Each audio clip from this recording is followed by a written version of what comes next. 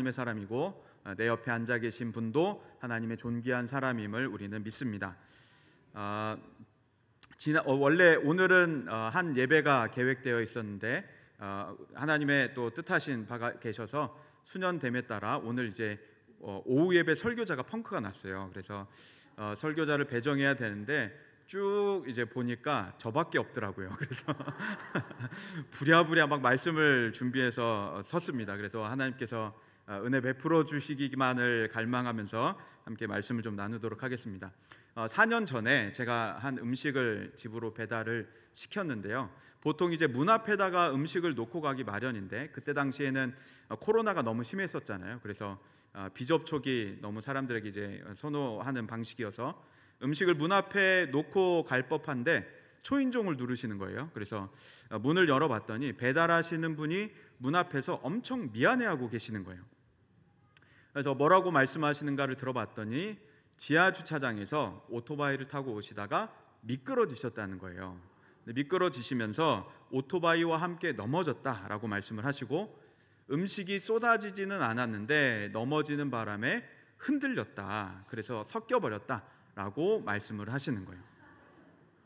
그래서 저는 이 몸을 다친 분이 지금 음식 섞인 거로 저에게 미안해해야 할 일인가? 이것이 과연 쩔쩔맬 일인가? 이것이 어쩔 줄 몰라 해야 하는 일인가? 라는 생각이 들었습니다. 그래서 저는 음식은 별거 아닌데 음식 뭐 섞이는 거 그런 건 별일 아닌데 몸은 괜찮으시냐라고 여쭤봤어요. 전 대답을 듣고 싶었는데 그분은 너무 미안했던 나머지 팔꿈치를 잡고 멋쩍어 하면서 이러면서 이제 문을 닫고 가셨어요. 저는 그 문을 닫고 배달 음식을 바꿔서 참 마음이 씁쓸했습니다. 왜 이 사회, 우리 사회에 이런 일이 벌어져야 할까라는 거였죠. 그분은 왜 나한테 미안해해야 할까? 음식이 뭐 상해버린 것도 아니고 단순히 쏟아지면서 뒤흔들려서 섞여버린 것뿐인데 몸을 다친 그 사람이 지금 나에게 이것을 어쩔 줄 몰라 하면서 쩔쩔매면서 미안해할 일인가? 다친 사람보다 뒤섞인 배달 음식이 문제인 것일까?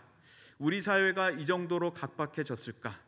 얼마나 많은 불만을 들었다면 이랬을까라는 추측도 해보게 되고요.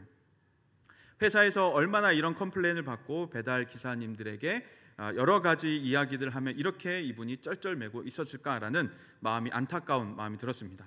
또 같은 해 그 배달 사건이 있고 몇 주가 지나서 한 지인에게 에어 컨디셔너를 샀습니다. 아주 싸게 구입을 했어요. 몇만 원에 구입을 했습니다. 그리고 이제 설치하기 위해서 기사님이 오셨죠. 기사님이 설치를 하시다가 화장실을 써도 되냐는 질문을 정말 죄인처럼 저한테 물어보시는 거예요. 그래서 저는 또 화장실을 사용하는 게 별일일까라고 생각하면서 그냥 쓰시라고 하고 그분을 화장실 문을 열어드렸습니다. 그러고 나서 또 이제 저는 씁쓸한 마음이 들면서 생각이 들었죠. 화장실을 쓴다고 하면 불만을 들었던 적이 있었을까? 아니면 이것이 회사의 지침인 것인가? 안 된다고 하면 이분들은 어느 화장실을 써야 하는가? 상가로 가야 하나? 역시 저는 씁쓸한 마음이 들었습니다. 이 두 일을 4년 전에 얼마 차이 안 나게 겪으면서 저는 우리 사회가 염려스러워지기 시작했습니다. 인간다움이라는 것이 과연 있을까? 사람과 사람이 이웃됨으로 지낼 수 있을까? 이런 생각이 들곤 했었습니다. 그래서 오늘 본문을 묵상을 하다가 그때 있었던 사건이 잠깐 스쳐 지나가게 됐어요.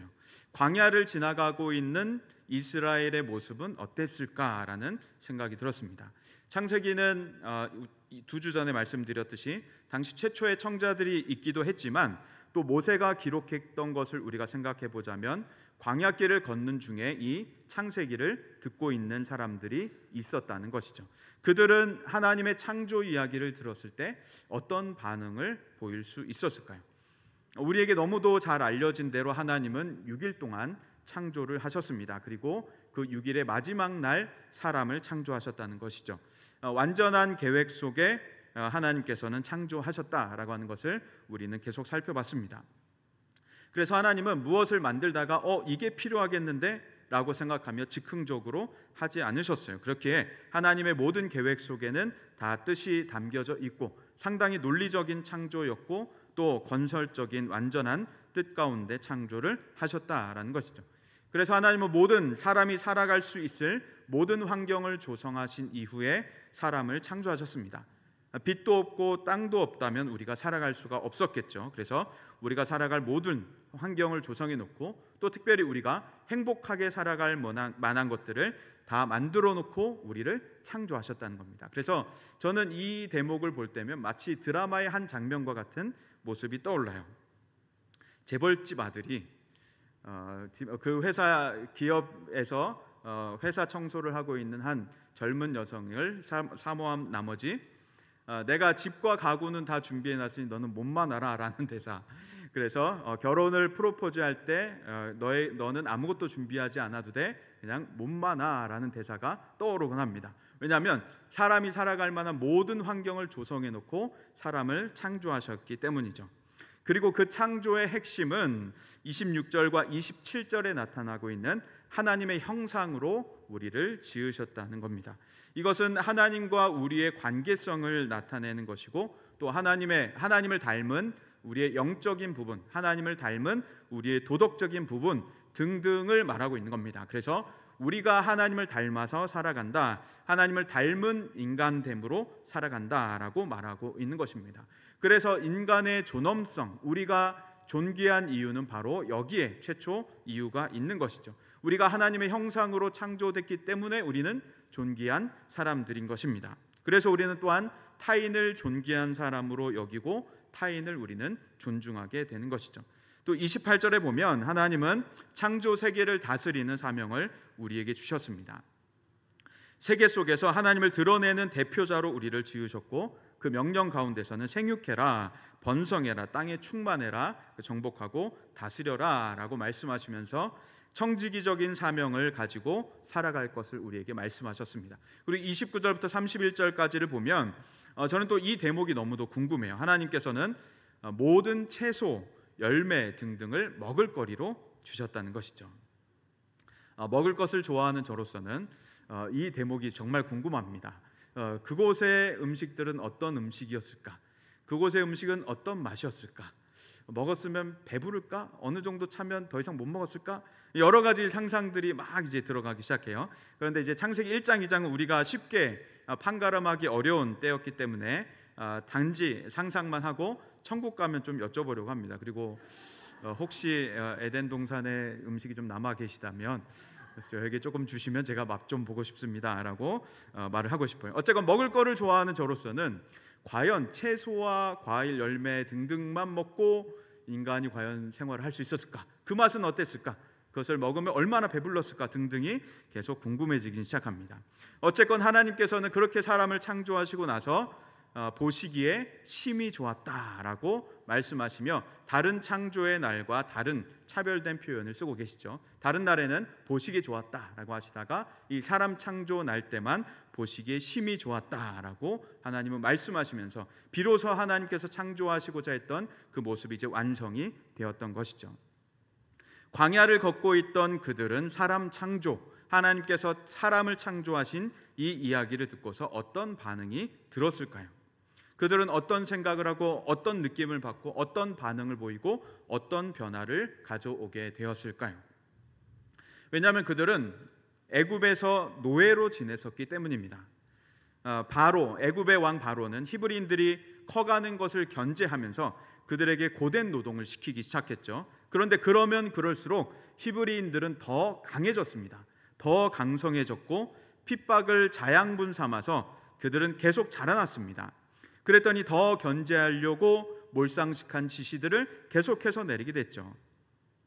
그런 대우를 받으며 살았던 것이 바로 히브리인들, 이스라엘 사람들이었다는 것입니다. 인간의 존엄성을 느끼지 못하며 살았던 그들인데 온 천지를 창조하신 하나님이 자신들을 만들었다는 이야기를 들었을 때 그들은 어땠을까? 어떤 반응이었을까? 어떤 감동을 받았을까? 어떤 생각의 변화가 일어났을까라는 것이었습니다.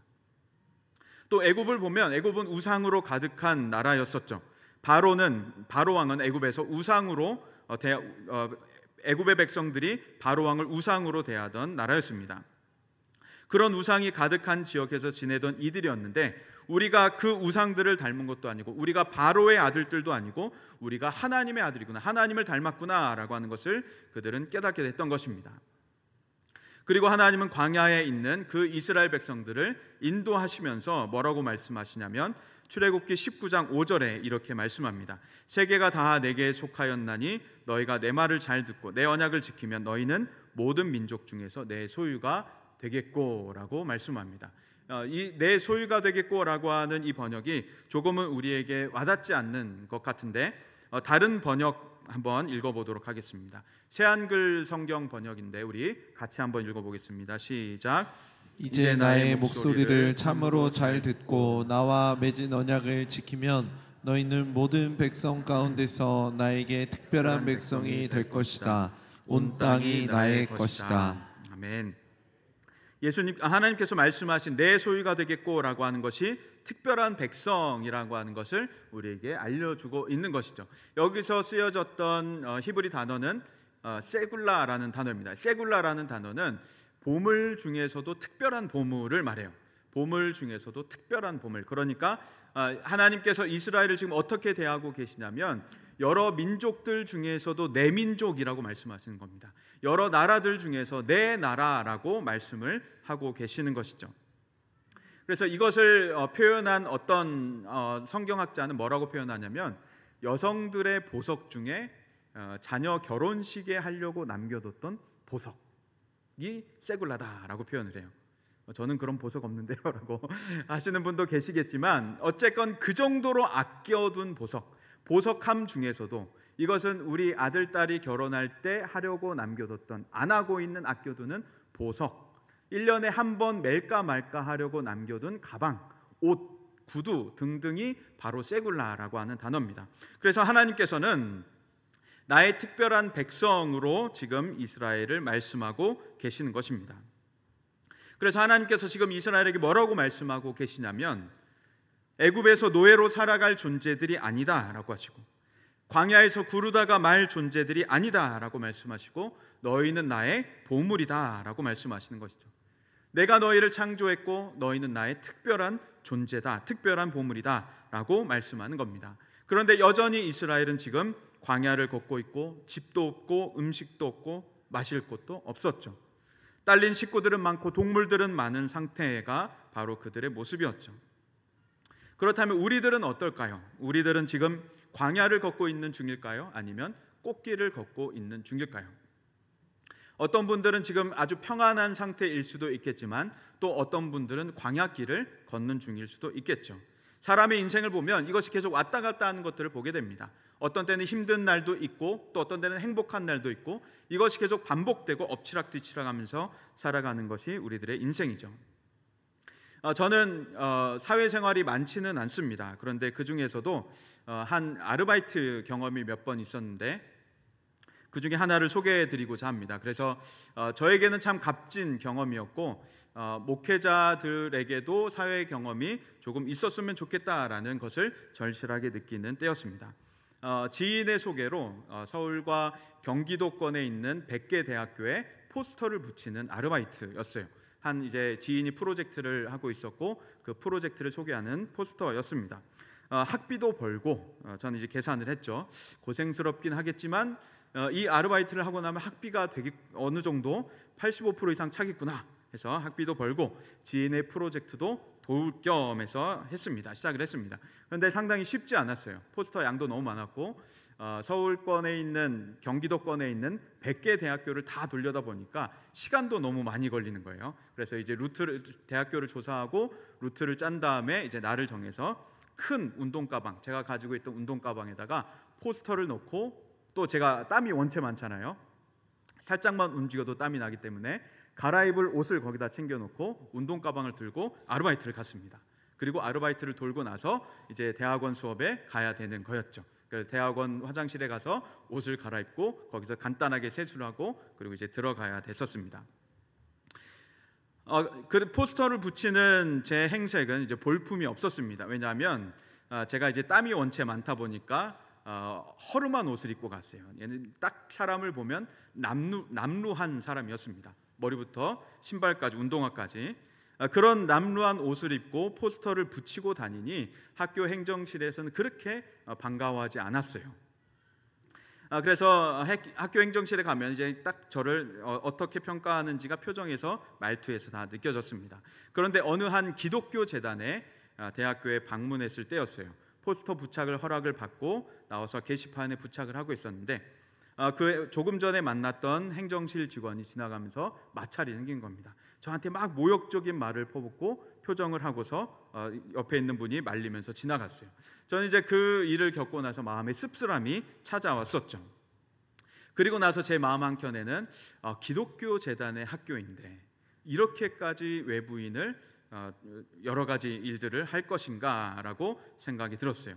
그리고 이제 같은 기독교인으로서 제가 너무도 부끄러웠습니다. 그 학교를 나왔어요. 그리고 또 이제 다른 학교를 갈 때였습니다. 이 다른 학교는 이단 재단이었어요. 갔더니 너무 행복한 거예요. 직원들이 너무 친절해요. 그리고 은혜로워요. 그래서 제가 만약에 종교가 없었다면 기독교와 이 이단 중에서는 이단을 택할 수도 있겠다랄 정도로 기독교 재단의 학교는 불친절했고 싸나웠고, 그리고 이단 재단의 학교는 너무도 친절하고 온화하고 은혜로웠습니다. 그래서 이 두 학교를 비교해 보면서 저는 참 씁쓸한 마음을 안고 나왔습니다. 그때 저에게는 이제 어머니께서 계속 저에게 하셨던 말씀이 정말 실감이 나기 시작했죠. 어머니는 늘 저에게, 제가 이제 개척교회를 저는 좋아했거든요. 개척교회 섬기는 것을 너무 좋아해서 개척교회에서 섬길 때였는데 당시에 이제 한 달 교회에서 저에게 줬던 사례비가 좀 공개해서 죄송하지만 한 달에 20만 원이었습니다. 그래서 차비를 빼고 또 11조를 내고 뭐 기타 헌금들을 내고 핸드폰비를 내고 나면 3만 원이 남았어요. 그래서 그 3만 원에다가 제 용돈을 더 보태가지고 뭐 이것저것 학교 생활하고 해야 됐었죠. 어머니는 어느 날 저한테 저금은 하고 있냐 물어보시는 거예요. 그래서 제가 이제 이 사례비가 어떻게 쓰여졌는지를 다 공개를 했죠. 그랬더니 3만 원이 남는데 그것도 저금을 하라는 거예요. 그래서 이걸 어떻게 저금을 하냐, 내 용돈을 보태서 지금 내가 생활을 하는데 라고 말씀을 드렸더니 어머니께서 하셨던 말씀은 교회 성도들이 피땀 흘려서 벌어서 낸 헌금인데 그 돈으로 지금 너가 사례비를 받는데 그 사례비 허투루 쓰면 안 된다, 아껴 써야 된다, 그러니까 저금해라 라는 말씀이었어요. 그래서 아르바이트를 하고 나니까 사람들이 저를 어떻게 대하는지를 알잖아요. 남루한 복장을 하고 있는 저를, 그리고 어떻게 고생해서 돈을 버는지를 아니까 이 헌금으로 어떻게 쓰여질지가 생각이 나니까 어머니 말씀이 떠올라지기 시작하는 거예요. 그때 저는 어쨌건 여러 가지 일들이 있었지만 그 경험이 저에게는 참 소중한 자산이 되었습니다. 그런데 어쨌건 이런 제가 밖에서 일을 할 때 학교들에서, 행정실들에서 저를 대하는 모습은 그렇게 존중이 많지는 않았다는 것입니다. 그렇다면 우리가 살아가고 있는 이 사회는 사람을 어떻게 대하고 있을까? 먼저 철학적인 사람들은 여러 가지 사람에 대해서 존재를 계속 탐구하죠. 그래서 어떤 사람은 나는 생각한다, 고로 존재한다와 같은 말을 남기곤 했습니다. 그래서 이 사람은 계속해서 사람의 존재를 이렇게 규정하곤 합니다. 이에 대해서 최근에 우리나라의 한 가정의학과 원장은 이런 책을 냅니다. 나는 먹는다, 고로 존재한다. 저에게는 참 반가운 책인데요. 어쨌건 사람에 대해서 계속 탐구를 합니다. 우리 사회들은, 그리고 모든 역사 속에 있는 모든 나라, 모든 민족은 사람에 대해서 탐구하고 사람의 존재를 규정하려고 합니다.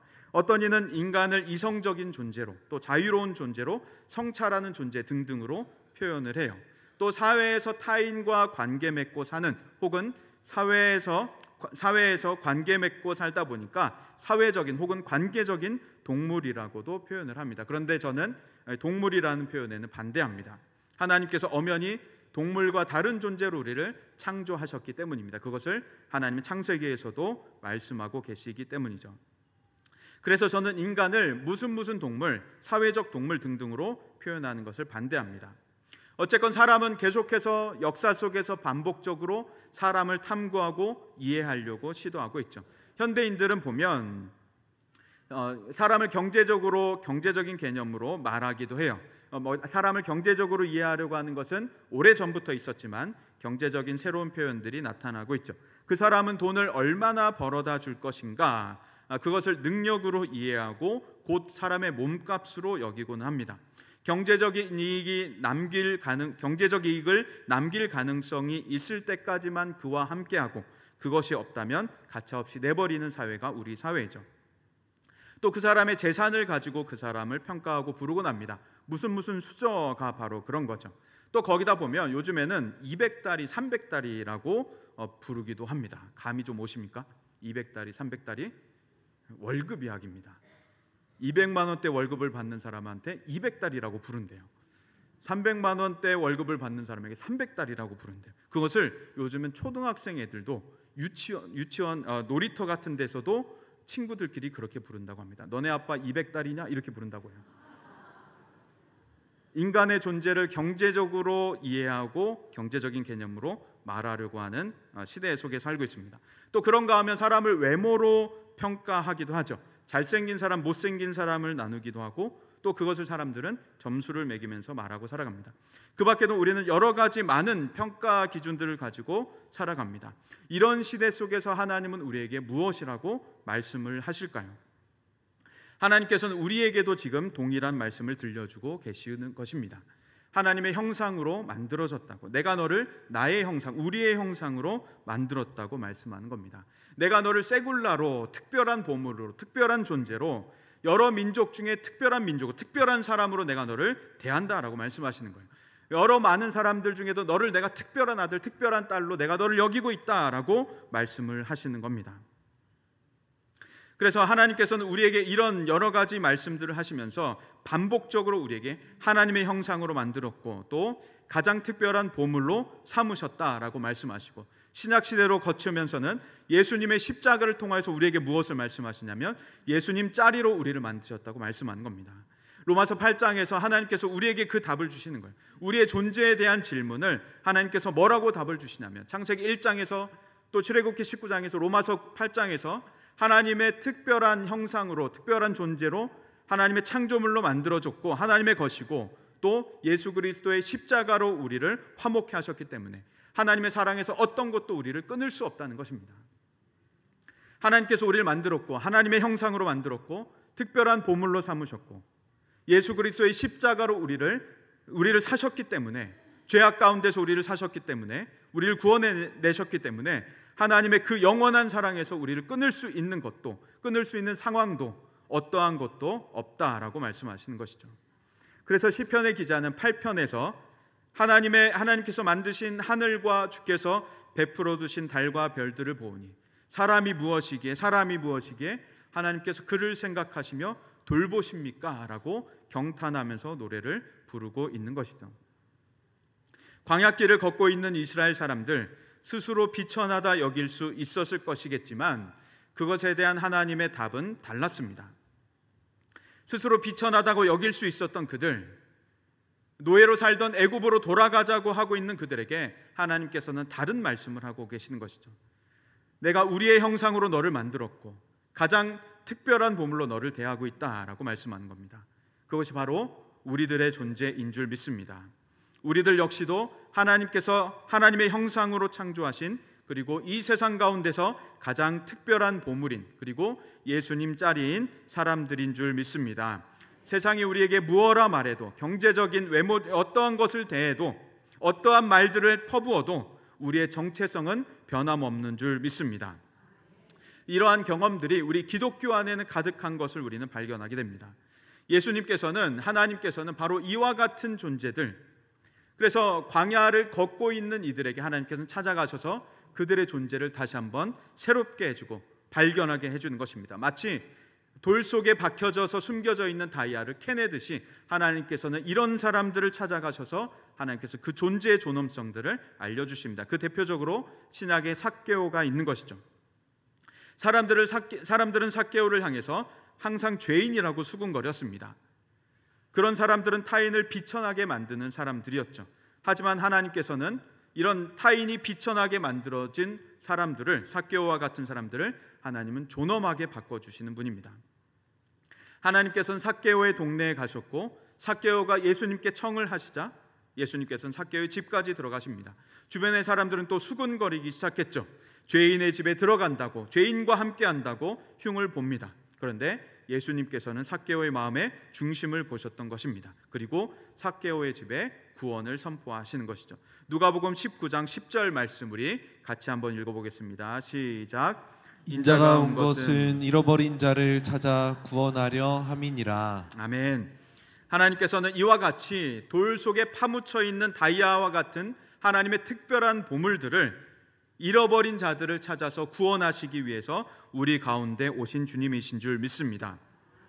그 주님께서는 다이아와 같은, 그러나 돌에 파묻혀 있었던 흑암 가득한 조선에 선교사님들을 보내주셔서 하나님의 말씀을 듣게 하셨습니다. 조선 선교 초기에 이와 같은 일들이 계속해서 일어났었죠. 신분과 체면을 중시하던 조선에 교회들이 세워지고 사람들이 모였습니다. 양반들은 자기 자리를 앞자리에 따로 마련해 줄 것을 선교사님에게 부탁합니다. 왜냐하면 천민들과 같이 앉고 싶지 않다는 거예요. 우리 집 머슴과 내가 근처에 앉고 싶지 않다는 겁니다. 내가 저들보다 훨씬 중요하기 때문에 나는 앞에 앉아야 하고 나는 주목받는 자리에 있어야 한다라고 말하는 겁니다. 이것을 조선 당시 시대 상황 속에서는 이해할 수 있는 것이죠. 그러나 선교사님은 타협하지 않았습니다. 복음 안에는 차별이 없다며 이 청을 거절하게 되었죠. 그래서 어떤 자리든지 마련해 주지 않고 하나님 앞에 모두가 동등하게 예배 드릴 수 있도록 예배당을 마련해 주셨습니다. 선교사님들은 조선에 존재하던 신분 계층을 복음 안에서 새롭게 하기를 원하셨던 것입니다. 또 배제학당, 제가 졸업한 배제학당의 아펜젤로 선교사님도 양반댁 자제들이 학교에 올 때 가방을 그 집 하인들이 들어주는 것을 목격합니다. 그리고 학교 전체에 공지하게 되었죠. 앞으로 등교할 때 자기 가방은 자기가 들고 학교에 올 것이었습니다. 이와 같은 변화가 계속해서 조선 안에 일어나기 시작했습니다. 갓신을 만드는 갓바치가 많았던 연동교회가 있었는데 거기에는 갓바치 출신의 고찬익 집사님이 장로님이 됩니다. 사람들이 비천하게 여겼던 그가 장로님이 되자 양반들은 이 교회에 더 이상 다닐 수 없다 말합니다. 저 사람이 우리를 다스리는 것을, 저 사람이 우리를 지도하는 것을 우리는 견딜 수 없다라고 말하면서 연동교회에서 양반들이 나가서 세운 교회가 묘동교회입니다. 백정들이 많았던 승동교회는 또 백정 출신의 박성춘 집사님이 장로가 되자 양반들이 나가서 또 안동교회를 세우게 됩니다. 박성춘 장로님의 아들은 세브란스 1호 의사 7인 중에 한 명이 되었죠. 그리고 그들은 그 7명은 첫 서양 의학을 배운 의사들이었습니다. 이후에 백정 출신이었던 박성춘 장로님은 경기 충청도에서 재정위원으로 활동을 하면서 은행 관련 일을 하게 됩니다. 이것이 바로 복음이 만들어준 우리 땅의 변화인 것이죠. 또 잘 알려진 전북 김제에 금산교회가 있습니다. 이곳에 마을의 지주였던 조덕삼 영수와 그 집의 마부 이자익 씨가 함께 살고 있었죠. 장로 피택 투표가 열리게 되었고 모두가 다 조덕삼 영수가 장로 피택이 될 것이라고 생각했는데 모두의 예상을 뒤엎고 마부가 이자익 씨가 먼저 장로 피택이 됩니다. 사람들이 수군거릴 것을 예상한 조덕삼 영수는 성도들 앞에, 교회 앞에 나아가서 이런 말씀을 하게 됩니다. 이 결정은 하나님이 내리신 결정입니다. 우리 금산교회 교인들은 참으로 훌륭한 일을 해냈습니다.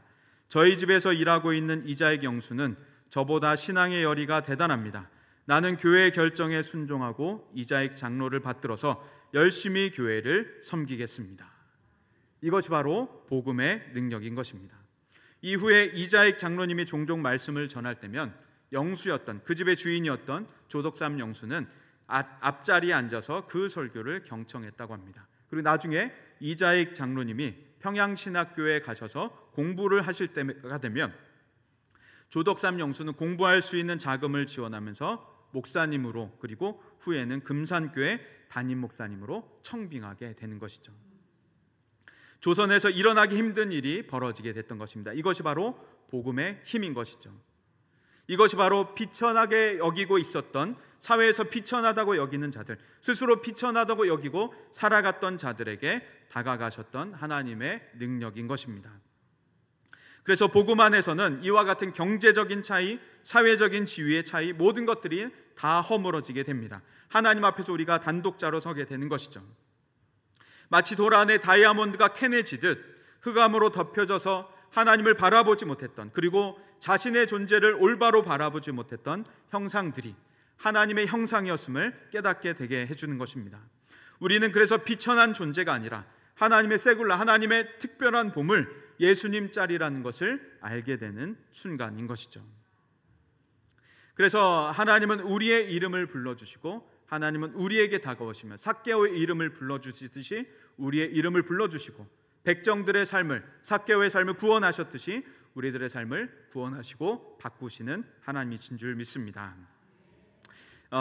너무도 잘 알려진 시인데 우리 김춘수 시인께서 쓰셨던 꽃이라는 시를 우리 권사님께서 잠시 좀 낭독을 해주시겠습니다.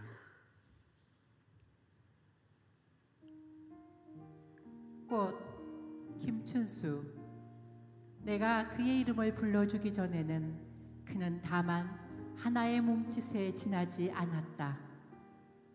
내가 그의 이름을 불러주었을 때 그는 나에게로 와서 꽃이 되었다. 내가 그의 이름을 불러준 것처럼 나의 이 빛깔과 향기에 알맞은 누가 나의 이름을 불러다오.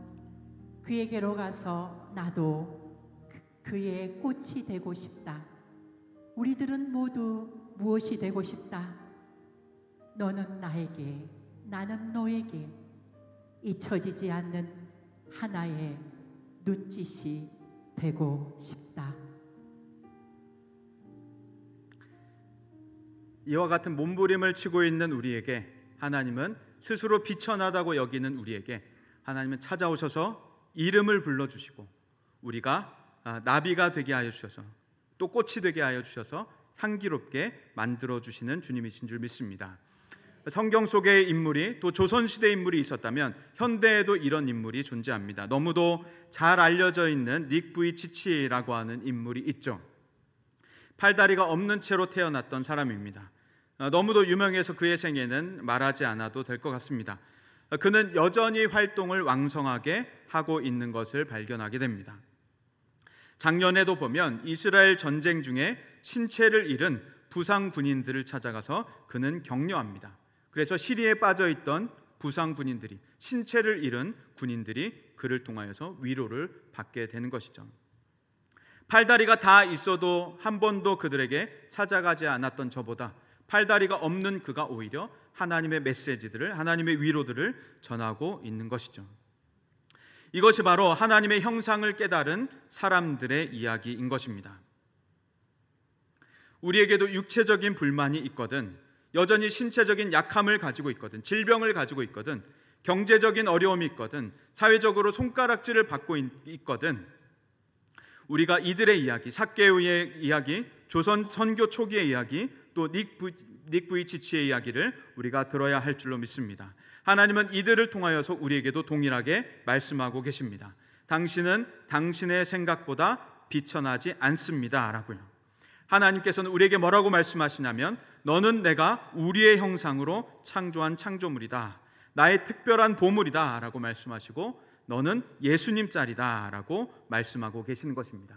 그래서 우리는 성경을 계속해서 읽어나갈수록, 또 우리는 기독교인들을 만나면 만날수록 내가 결코 비천한 존재가 아니라는 것을 우리는 깨닫게 되는 것입니다. 내가 비천한 존재가 아닌 하나님의 형상으로 만들어진 존재이고, 또 하나님의 특별한 보물이며 또 예수님 짤인 것을 우리는 계속해서 확인해 나가게 되는 것입니다. 한 영상이 있는데요, 2013년 칸 국제광고제 금상을 수상한 영상입니다. 이 광고에는 1995년부터 2011년 산호세 경찰국에서 근무한 법의학 아티스트가 나옵니다. 이 사람이 그동안 했던 일은 누군가가 인상착의를 말해주면 그대로 몽타주를 그리는 것이었습니다. 영상 속에 이 사람은 앉아있고, 또 커튼 너머에서는 자신의 얼굴을 설명하는 사람이 앉아 있습니다. 그 사람은 자기가 자신을 이해한 대로 그 얼굴을 설명하게 되고, 그 사람은 커튼 밖에 앉아서 몽타주를 그려주게 되죠. 그리고 나서 이 광고 영상은 쭉 진행되게 됩니다. 우리 영상 한번 보시겠습니다. I'm a forensic artist. Worked for the San Jose Police Department from 1995 to 2011. I showed up to a place I'd never been, and there was a guy with a drafting board. We couldn't see them, they couldn't see us. Tell me about your hair. I didn't know what he was doing, but then I could tell after several questions that he was drawing me. Tell me about your chin. It kind of protrudes a little bit, especially when I smile. Your jaw. My mom told me I had a big jaw. What would be your most prominent feature? Kind of have a fat, rounder face. The older I've gotten, the more freckles I've gotten. I would say I have a pretty big forehead. Once I get a sketch, I say thank you very much, and then they leave. I don't see them. All I had been told before the sketch was to get friendly with this other woman, Chloe. Today I'm going to ask you some questions about a person you met earlier, and I'm going to ask you some general questions about their face. She was thin, so you could see her cheekbones. And her chin, it was a nice, thin chin. She had nice eyes. They lit up when she spoke. Cute nose. She had blue eyes, very nice blue eyes. So here we are. This is the sketch that you helped me create, and that's a sketch that somebody described of you. So yeah, that's...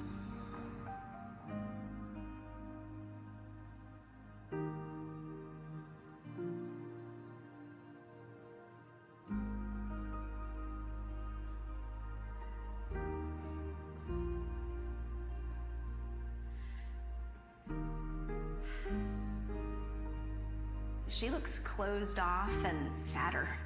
Sadder, too. The second one looks more open, friendly, and happy. I should be more grateful of my natural beauty. It impacts the choices and the friends that we make, the jobs we apply for, how we treat our children. It impacts everything. It couldn't be more critical to your happiness. Do you think you're more beautiful than you say? Yeah. Yeah. We spend a lot of time as women analyzing and trying to fix the things that aren't quite right. And we should spend more time appreciating the things that we do like.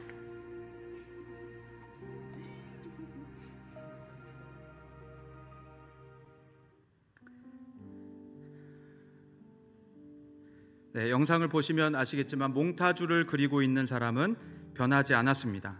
커튼 바깥에 앉아있던 사람이 자신의 얼굴을 소개한 대로 그린 몽타주와 그 사람을 만났던 그리고 대화를 나눴던 타인이 그 사람의 얼굴에 대해서 소개한 몽타주가 나란히 놓여져서 비교되죠. 그리고 이 회사는 광고 말미에 이렇게 말합니다. 당신은 당신이 생각하는 것보다 더욱더 아름답습니다. 여러분은 여러분의 자신의 얼굴을 어떻게 그리고 계십니까? 나의 얼굴을 어떻게 이해하고 계십니까? 나의 인생을 어떠하다고 여기고 계십니까? 여러분 자신은, 우리 자신은 생각보다 비천하지 않습니다. 우리는 세상이 말하는 것보다 훨씬 존귀한 사람들입니다. 우리는 내가 생각하는 것보다, 내가 이해하는 것보다 훨씬 아름다운 인생입니다. 세상에 너무 많은 소음들이 들릴 때 하늘을 바라보시고 하늘의 소리를 들으십시오. 하나님은 우리의 인생이라는 도화지에 우리 자신이라는 아름다운 그림을 그려나가고 계십니다. 우리 함께 찬양하겠습니다.